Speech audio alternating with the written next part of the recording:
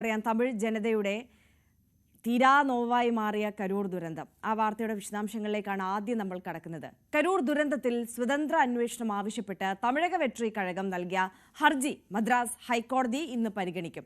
സംഭവത്തിൽ ഗൂഢാലോചന നടന്നിട്ടുണ്ടെന്നും സ്വതന്ത്ര അന്വേഷണം നടത്തണമെന്നും ആവശ്യപ്പെട്ട് ടിവികെയുടെ അഭിഭാഷകൻ കോടതിയെ സമീപിക്കുകയായിരുന്നു. ദുരന്തത്തെപ്പറ്റി അന്വേഷിക്കാൻ സംസ്ഥാന സർക്കാർ നിയോഗിച്ച ജുഡീഷ്യൽ കമ്മീഷൻ അംഗം മുൻ ഹൈക്കോടതി ജഡ്ജി അരുണ ജഗദീശൻ കരൂർ സന്ദർശിച്ചു. അതേസമയം സംഭവം നടന്ന് 2 ദിവസമായിട്ടും ടിവികെ അധ്യക്ഷൻ വിജയ് മാധ്യമങ്ങളോട് പ്രതികരിക്കാൻ തയ്യാറായിട്ടില്ല. സാമൂഹിക മാധ്യമം വഴി ദുരന്ത ബാധിതർക്ക് ധനസഹായം പ്രഖ്യാപിച്ച താരം ചെന്നൈയിലെ വീട്ടിൽ തന്നെ തുടരുകയാണ്. അജയ് സുധ ബിജു ന്യൂസ് ഡെസ്കിൽ നിന്ന് കൂടുതൽ വിവരങ്ങളുമായി നമുക്കൊപ്പം ചേരുകയാണ്. Ajay, good morning. ഇപ്പോൾ സ്വതന്ത്ര അന്വേഷണം വേണമെന്നുള്ള ഒരു ആവശ്യമാണ് തമിഴക വെട്രി കഴകം മുന്നോട്ട് വെച്ചിട്ടുള്ളത് കോടതിയിൽ. കോടതി ഈ വിഷയത്തിൽ എന്ത് നിലപാടെടുക്കും, എങ്ങനെ നിരീക്ഷണം നടത്തും എന്നുള്ളത് നമുക്ക് കണ്ടറിയണം. കോടതിയുടെ നിരീക്ഷണത്തിന് മേൽ ഇനി സംസ്ഥാന സർക്കാർ വിജയ്ക്കെതിരെ ടിവികെക്കെതിരെ എന്ത് നടപടി സ്വീകരിക്കും എന്നതും ആകാംക്ഷ നിറയ്ക്കുന്ന ഒന്ന് തന്നെയാണല്ലേ? അതെ, തീർച്ചയായിട്ടും ആര്യ. ഈ കരൂർ ദുരന്തം ഒരു തമിഴ്നാട്ടിലെ വലിയ ഒരു രാഷ്ട്രീയ വിഷയമായി തന്നെ മാറിയിട്ടുണ്ട്. അതിൻ്റെ ഏറ്റവും വലിയ ഒരു ഔട്ട്കം അത് നമുക്ക് ഇന്ന് തന്നെ അറിയാൻ സാധിക്കുമെന്നാണ് പ്രതീക്ഷിക്കുന്നത്. ഇന്ന് തീർച്ചയായിട്ടും ടിവികെക്കും അതുപോലെ തന്നെ DMK സർക്കാരിനും നിർണായകം തന്നെയാണ്. എല്ലാവരുടെയും കണ്ണ് തീർച്ചയായിട്ടും മദ്രാസ് ഹൈക്കോടതിയുടെ ഈ മധുര ബെഞ്ചിലേക്കാണ്. അപ്പോൾ ഈ മധുര ബെഞ്ചിൽ ടിവികെ കഴിഞ്ഞ ദിവസം ഒരു ഹർജി നൽകിയിരുന്നു. ഞായറാഴ്ച ചേർന്ന ഓൺലൈൻ യോഗത്തിലാണ് ഇത്തരം ഒരു ഹർജി നൽകാൻ തീരുമാനിച്ചത്.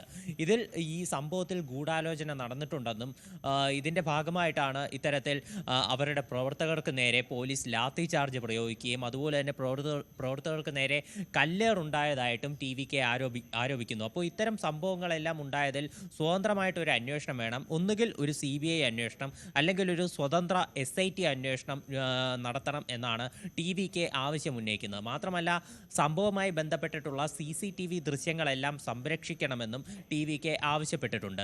അപ്പോൾ ആ ഹർജി മദ്രാസ് ഹൈക്കോടതിയുടെ മധുര ബെഞ്ച് അത് ഇന്നാണ് പരിഗണിക്കുന്നത്. അപ്പോൾ ഇതിൻ്റെ വിധി അനുസരിച്ചിരിക്കും ടിവികെയുടെ ഒരു രാഷ്ട്രീയ ഭാവി, അതുപോലെ തന്നെ വിജയ് എന്ന് പറയുന്ന നേതാവിൻ്റെയും ഭാവി ഇതനുസരിച്ച് തന്നെയാണ് ഇരിക്കുന്നത്. അതുപോലെ തന്നെ തീർച്ചയായിട്ടും DMK സർക്കാരും ഈ ഒരു കോടതി നിരീക്ഷണത്തെ തന്നെയാണ് ഉറ്റുനോക്കുന്നത്. നിലവിൽ ഈ ടിവികെയുടെ 2 സംസ്ഥാനതല നേതാക്കൾക്കെതിരെയും അതുപോലെ തന്നെ കരൂർ ജില്ലാ സെക്രട്ടറിക്കെതിരെയുമാണ് കേസെടുത്തിട്ടുള്ളത്. മനഃപൂർവ്വമല്ലാത്ത നരഹത്യ, ആളുകളെ ദേഹോപദ്രവം ഏൽപ്പിക്കൽ, അതുപോലെ തന്നെ ഇത്തരത്തിലുള്ള ഗുരുതര വകുപ്പുകൾ ഇവർക്കെതിരെ ചുമത്തിയിട്ടുണ്ട്.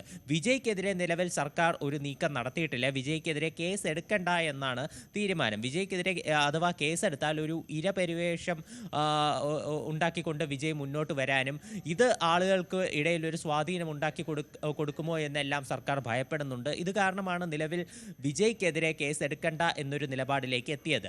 എന്നാൽ DMK നേതാക്കളെല്ലാം തന്നെ വിജയ്ക്കെതിരെ കടുത്ത വിമർശനം ഉന്നയിക്കുന്നുണ്ട്. സംഭവസ്ഥലം സന്ദർശിച്ച എല്ലാ DMK നേതാക്കളും അതുപോലെ തന്നെ മറ്റ് തമിഴ്നാട്ടിലുള്ള മറ്റ് പ്രമുഖരാണെങ്കിലും എല്ലാവരും വിജയ്ക്കെതിരെ തിരിഞ്ഞിരിക്കുന്ന ഒരു ഘട്ടമാണ് നമുക്കിപ്പോൾ കാണാൻ സാധിക്കുന്നത്. വിജയ് ഈ സംഭവത്തെക്കുറിച്ച് സോഷ്യൽ മീഡിയ വഴിയുള്ള പ്രതികരണം മാത്രമാണ് നടത്തിയിട്ടുള്ളത്. അതുകൊണ്ട് തന്നെയാണ് ഈ വലിയ വിമർശനം ഉയരുന്ന ഒരു സാഹചര്യം. അജയ്, ഒരു കാര്യം ഇതിനിടയ്ക്ക് പറഞ്ഞോട്ടെ, ഇപ്പോൾ ഒരു പുതിയ അപ്ഡേറ്റ്സ് കരൂരിൽ നിന്ന് വരുന്നുണ്ട്. മരണസംഖ്യ 41 ഉയർന്നിരിക്കുന്നു എന്നുള്ള ദുഃഖകരമായ ഒരു വാർത്തയാണ് നമുക്ക് മുന്നിലേക്ക് ഈ ഘട്ടത്തിൽ എത്തിയിരിക്കുന്നത്. കഴിഞ്ഞ ദിവസം നമുക്കറിയാം 40 പേരുടെ മരണം സ്ഥിരീകരിച്ചിരുന്നു. ഇന്നിപ്പോൾ 41 പേരുടെ മരണം സ്ഥിരീകരിക്കുന്ന സാഹചര്യത്തിലേക്ക് കാര്യങ്ങൾ എത്തിയിരിക്കുകയാണ്. നിരവധി പേർ പരിക്കേറ്റ് ചികിത്സയിൽ കഴിയുന്നുണ്ട്. അതിൽ പലരുടെയും നില ഗുരുതരമാണ് എന്നുള്ളത് നമുക്കറിയാം. അവരുടെ ഈ ആരോഗ്യനിലയുമായി ബന്ധപ്പെട്ട അപ്ഡേറ്റ്സ് എന്തെങ്കിലും ലഭ്യമാണോ അജയ്? ആര്യ, മൊത്തം 110 പേരാണ് ഈ ഗുരുതരാവസ്ഥയിൽ ചികിത്സയിലുള്ളത് എന്നാണ് അറിയാൻ സാധിക്കുന്നത്.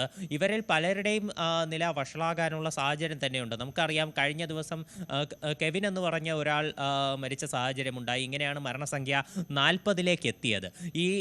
ഇയാൾ മരിച്ചത് ഇയാൾ ആദ്യം ഈ സംഭവം നടന്നയുടൻ ഇയാൾക്ക് ശരീരത്തിലുണ്ടായ പരിക്കുകൾ ഇതെല്ലാം കാണിക്കാനായി ആശുപത്രിയിൽ എത്തിയിരുന്നു. ആശുപത്രിയിൽ ചികിത്സ കഴിഞ്ഞ് ഇയാളെ ആശുപത്രി വിടുന്ന സാഹചര്യം വരെ ഉണ്ടായി. അതിനുശേഷം വീട്ടിലെത്തിയതിന് ശേഷമാണ് ഇയാൾക്ക് നെഞ്ചുവേദന ഉൾപ്പെടെ അനുഭവപ്പെടുകയും പിന്നീട് മരിച്ചു പോകുന്ന ഒരു ഘട്ടം ഉണ്ടാവുകയും ചെയ്തത്. അപ്പോൾ ഈ സംഭവത്തിലൂടെ ഈ ചികിത്സയിൽ ഇരിക്കുന്നവരും അതുപോലെ തന്നെ ആശുപത്രി വിട്ടവരും എല്ലാവരും നിലവിൽ നിരീക്ഷണത്തിൽ തന്നെയാണ്. ഇവരുടെ എല്ലാവരുടെയും ആരോഗ്യനില തുടർച്ചയായിട്ടുള്ള ഒരു എക്സാമിനേഷൻ നടത്തേണ്ടതുണ്ട്. എന്തായാലും തീർച്ചയായിട്ടും ഒരു ഉദാഹരണമായിട്ടുള്ള സംഭവം തന്നെയാണ്. മരണസംഖ്യ 41ലേക്ക് എത്തിയിരിക്കുന്നു. ഇതിനു മുൻപേ തമിഴ്നാട്ടിലുള്ള ഒരു സ്റ്റാമ്പേഡ് ദുരന്തം നോക്കുകയാണെങ്കിൽ ഇതിനു മുൻപേ ഈ ജയലളിതയുടെ ഒരു ദുരിതാശ്വാസ ഫണ്ട് അത് കൈപ്പറ്റാൻ വേണ്ടി ആളുകൾ ഒത്തുകൂടുകയും ഇത് കാരണം 42ഓളം പേർ കൊല്ലപ്പെടുകയും ഉണ്ടായ ഒരു ദുരന്തമാണ് ഇതിനു മുൻപേ ഒരു ആൾക്കൂട്ട ദുരന്തം ഉണ്ടായത്. ഇപ്പോൾ നിലവിൽ മരണസംഖ്യ ഉയരുന്ന സാഹചര്യത്തിൽ ഇതിനേക്കാൾ മുകളിലേക്ക് മരണസംഖ്യ എത്തുമോ എന്നുള്ള കാര്യത്തിലും ആശങ്കയുണ്ട്. വലിയ ആശങ്ക നിലനിൽക്കുന്നുണ്ട്. അജയ് നേരത്തെ പറഞ്ഞു നിർത്തിയ കാര്യത്തിലേക്ക് നമുക്ക് ഒരിക്കൽ കൂടി വരാം. അതായത് വിജയ് ഈ വിഷയങ്ങളിലൊന്നും മാധ്യമങ്ങൾക്ക് മുമ്പിലെത്തി പ്രതികരിക്കുന്നില്ല, അല്ലെങ്കിൽ പരുക്കേറ്റവരെ കാണുവാനായി ആശുപത്രിയിലേക്ക് എത്തുന്നില്ല, മരണപ്പെട്ടവരുടെ കുടുംബങ്ങളെ സന്ദർശിക്കുന്നില്ല എന്നൊക്കെയുള്ള വലിയ വിമർശനം ഉയരുന്നുണ്ട്. 20 ലക്ഷം രൂപ ധനസഹായം പ്രഖ്യാപിച്ചു. അതെല്ലാം സോഷ്യൽ മീഡിയയിൽ കൂടി മാത്രമാണ് അദ്ദേഹത്തിന്റെ പ്രഖ്യാപനവും പ്രതികരണവും എല്ലാം വരുന്നത്. അപ്പോൾ വലിയ വിമർശനം ഉണ്ടാകുന്ന ഈ സാഹചര്യത്തിൽ അദ്ദേഹം ഇന്ന് മാധ്യമങ്ങളെ കാണാനുള്ള ഒരു സാധ്യത ഉണ്ട് എന്നും പറയപ്പെടുന്നുണ്ട്. അത്തരത്തിൽ ചില സൂചനകളും ലഭ്യമാകുന്നുണ്ടല്ലോ. ആര്യ, TVKയുടെ ഒരു കാര്യം നോക്കുകയാണെങ്കിൽ 2009 രൂപീകൃതമായിട്ടുള്ള വിജയ് മക്കൾ ഇയക്കം എന്ന് പറയുന്ന ഫാൻസ് ക്ലബ്ബ്, അതിൽ നിന്നും ഒരു പടി പോലും മുന്നിലേക്ക് വളർന്നിട്ടില്ല എന്നതിൻ്റെ പല ഉദാഹരണങ്ങളും ഈ കരൂർ സംഭവത്തിന് പിന്നാലെ നമുക്ക് കാണാൻ സാധിക്കും. ഈ സംഭവം നടന്ന് DMKയുടെ നേതാക്കൾ എല്ലാവരും, ഈ സ്റ്റാലിനാണെങ്കിലും അതുപോലെ തന്നെ വിദേശ സന്ദർശനം നടത്തിയിരുന്ന ഉദയനിധി സ്റ്റാലിനാണെങ്കിലും അതെല്ലാം മറ്റ് പരിപാടികളെല്ലാം വെട്ടിച്ചുരുക്കിക്കൊണ്ട് കരൂരിലേക്ക് വരുന്നൊരു കാഴ്ച നമുക്ക് കാണാൻ സാധിച്ചു. എന്നാൽ വിജയ് സംഭവം നടന്ന് മിനിറ്റുകൾക്കകം തന്നെ കരൂർ വിട്ട് ചെന്നൈയിലെ തൻ്റെ വസതിയിൽ എത്തുന്ന കാഴ്ചയാണ് നമുക്ക് നിലവിൽ കാണാൻ സാധിച്ചത്. അദ്ദേഹം ചെന്നൈയിലെ വസതിയിൽ ഇരുന്നു കൊണ്ട് തന്നെയാണ് മരിച്ചവരുടെ കുടുംബാംഗങ്ങൾക്ക് ധനസഹായം പ്രഖ്യാപിക്കുകയും അതുപോലെ തന്നെ അനുശോചിച്ച് പോസ്റ്റ് ഇടുകയും എല്ലാം ചെയ്തത്. TVK പാർട്ടി രൂപീകൃതമായിട്ട് ഇന്നേ വരെ വിജയ് ഒരു പ്രസ് കോൺഫറൻസ് നടത്താൻ തയ്യാറായിട്ടില്ല. മാധ്യമങ്ങളുടെ ചോദ്യങ്ങൾക്ക് നേരിട്ട് ഉത്തരം പറയാൻ തയ്യാറായിട്ടില്ല. ഇതുവരെ ഇതുപോലെയുള്ള കരൂർ പോലെ നിരവധി മാനാടുകൾ സംഘടിപ്പിച്ച് ഇതുവഴി ജനങ്ങളെ അഭിസംബോധന ചെയ്ത് സിനിമാറ്റിക് സ്റ്റൈലിൽ മാസ് ഡയലോഗുകൾ പറഞ്ഞുകൊണ്ട് ആളുകളെ അഭിസംബോധന ചെയ്യുക, ഇത്തരമൊരു ശൈലിയാണ് വിജയ് ഇതുവരെ സ്വീകരിച്ചു വന്നത്.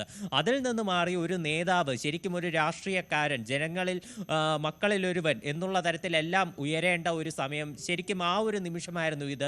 എന്നാൽ ഈ ഒരു നിമിഷത്തിലും വിജയ് എന്ന നേതാവ് അദ്ദേഹം പൂർണ്ണമായിട്ട് പരാജയപ്പെടുന്ന കാഴ്ചയാണ് കാണാൻ സാധിച്ചത്. ഇതുവരെ മാധ്യമങ്ങളോട് പ്രതികരിക്കാൻ തയ്യാറായിട്ടില്ല. ഇന്നലെ TVKയുടെ യോഗമാണെങ്കിലും ഓൺലൈനായി ചേർന്ന് അതിൻ്റെ തീരുമാനങ്ങൾ എടുക്കുകയും ഹൈക്കോടതിയെ സമീപിക്കുകയുമായിരുന്നു ഉണ്ടായിരുന്നത്. മറ്റു കാര്യങ്ങളിലൊന്നും വിജയുടെ പ്രതികരണം ഉണ്ടായിട്ടില്ല. എന്നാൽ സർക്കാർ ഉൾപ്പെടെ ഇപ്പോൾ കാത്തിരിക്കുന്നത് കോടതിയുടെ പക്കൽ നിന്ന് കടുത്ത ഒരു പരാമർശം ഉണ്ടാവുകയും അത്തരമൊരു പരാമർശം ഉണ്ടായാൽ വിജയ്ക്കെതിരെ നിയമ നടപടികളിൽ ഉൾപ്പെടെ ഉള്ള കാര്യങ്ങളിലേക്ക് കടക്കുകയും ചെയ്യാനാണ് സർക്കാർ ലക്ഷ്യമിടുന്നത്. വിജയ് അപ്പോൾ രക്ഷപ്പെട്ടിട്ടില്ല എന്ന് തന്നെ പറയാം. വിജയ് ഏത് നിമിഷവും ഒരു വിലങ്ങിൻ്റെ കുരുക്കിൽ തന്നെയാണ്. സർക്കാർ അതിനുവേണ്ടി കാത്തിരിക്കുകയാണ്. അപ്പോൾ ഈ സാഹചര്യത്തിൽ എന്തായാലും മാധ്യമങ്ങളോട് പ്രതികരിച്ചേ മതിയാകൂ. ആര്യ, തീർച്ചയായും അജയ് സുധ ബിജു ആണ് വിശദാംശങ്ങളുമായി ചേർന്നത്. അജയ് സൂചിപ്പിച്ചതുപോലെ എന്തായാലും വിജയിയെയും TVKയും സംബന്ധിച്ച് ഏറെ നിർണായകമായ ഒരു ദിവസമാണ് ഇന്ന്. അപ്പോൾ സ്വതന്ത്രമായ ഒരു അന്വേഷണം ഈ വിഷയത്തിൽ വേണമെന്ന് ആവശ്യപ്പെട്ടിട്ടുണ്ട് കോടതിയോട് TVKയും വിജയും. പക്ഷേ എന്ത് നിലപാടാണ് കോടതി സ്വീകരിക്കാൻ പോകുന്നത്, കോടതി ഈ വിഷയവുമായി ബന്ധപ്പെട്ട് എന്ത് നിരീക്ഷണം നടത്തും എന്നുള്ളത് ഏറെ പ്രധാനപ്പെട്ട ഒന്നാണ്. ആ നിരീക്ഷണ പ്രകാരമായിരിക്കും ഒരു പക്ഷേ സർക്കാർ വിജയ്ക്കെതിരെ നടപടി സ്വീകരിക്കുക എന്ന ചർച്ച കൂടിയാണിപ്പോൾ സജീവമാകുന്നത്.